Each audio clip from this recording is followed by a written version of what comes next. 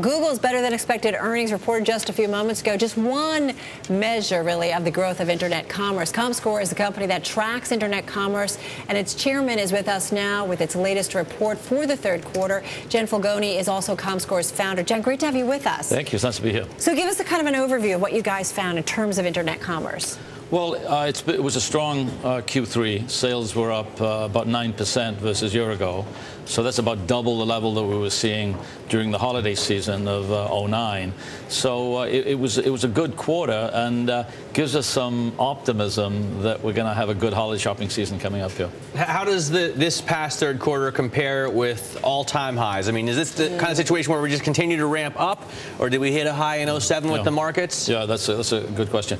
So this is an all-time high for a third quarter. So sales in the third quarter of 2010 were higher than the third quarter of '08, which was before we got really hit with these financial issues. And if you compare that with retail spending, you don't have that situation with retail. Sales in the third quarter are still below where they were 2 years ago. So why do you explain that? Is it a case of, people are doing less and less, brick and mortar shopping? I know I do a ton online. I've done renovations online. I mean, there's so much you can do online. Is that just the shift, or is it, what does that say to you? It's a shift. There's no question that the internet is capturing a higher share of consumers' wallet. There's additional savings online. There's the convenience factor.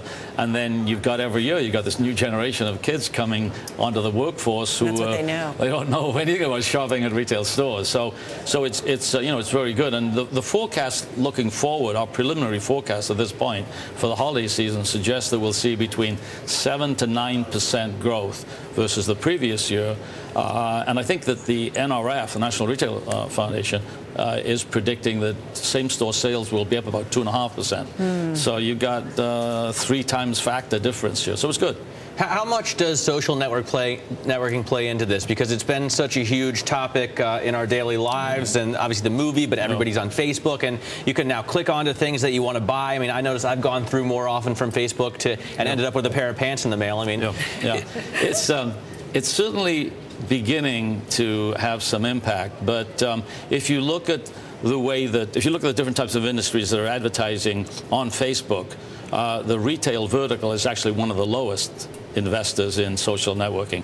We saw last year, for the first time, a relatively encouraging use of Twitter to send out information to consumers on price discounts and promotions and the like, and it actually happened well ahead of Thanksgiving. So the season got started earlier, if you will, and the use of Twitter and the other social networks was a part of the reason why. One thing that struck me, it sounds like that in terms of U.S. and their internet use, retail use online, it's not as big a proportion of the pie as it used to be, is it? Big change. The new normal.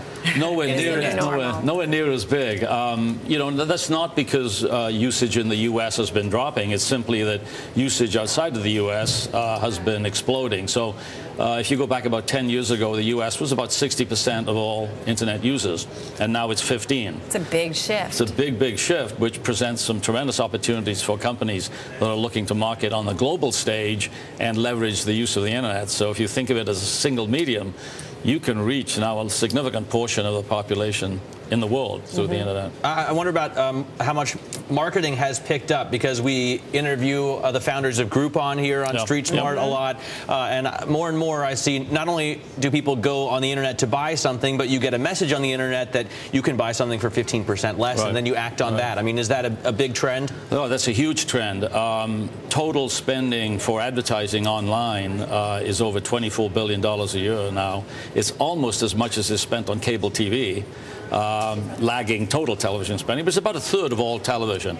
And it's pretty clear from certainly the work that we've done as well as others that an online advertising campaign will not only lift your e-commerce sales, but it will also drive your in-store sales as well. So the ROI is actually a lot higher than it might have been expected. Hey, what about entertainment, buying television programs or buying something on YouTube? Yeah. I mean, has that picked up as well? That's picked up. That's not a really material part of the overall e-commerce. Not yet. Not yet, but given the convenience and given the choice that you've got there, watch out.